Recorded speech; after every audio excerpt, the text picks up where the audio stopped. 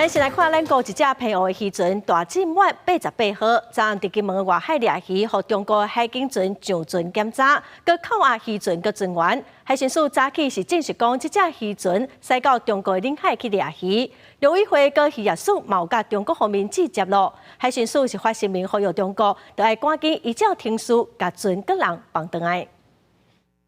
中国海警14507，这里是台湾海巡 PP1洞810向你呼叫。双方对这影像传出，咱国海巡人员向中国海警船放送，要求随释放本国籍的渔船。中国方面也向咱方放送话话，叫咱莫干了。双方伫咧遐互相话话。咱国的平湖籍渔船大金满88号，出离岸8点外，伫咧金门外海作业，所获2台中国的海警船强行停船检查。本案大船被登检位置距离中国晋江深沪镇11.2海里，距离陆方领海基线2.8海里，位在陆方领海内。后续将由陆委会渔业署透过两岸管道接洽中方。海巡署呼吁陆方不要用政治因素处理这起事件。海巡署伫咧接到报案了，总共派3台海巡艇去救援。伫后壁一直入超过中国的领海基线，入到中国的内水，离晋江岸边只个那5.4海里。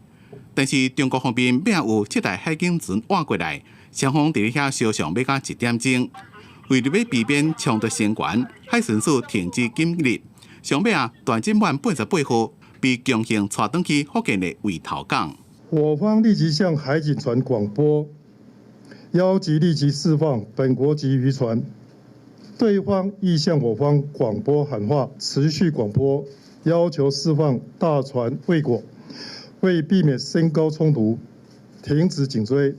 海巡署进一步表示，中国伫咧发布海警3号令了，中国的海警动作也愈来愈大。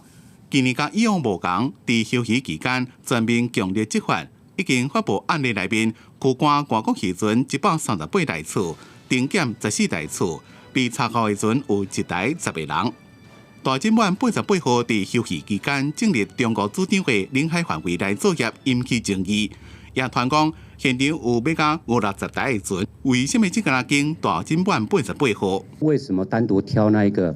那这跟我们在海上执行作业的时候，我们在取缔路船一样，有时候就是一个随机的，看现场的状况来决定的，并没有特定的一个目的。海巡署也特别提醒南方的渔船，或者是来往附近海域的船，要提高警觉。海巡署也会加强巡逻，全面提升执法巡逻的行为。记者综合报道。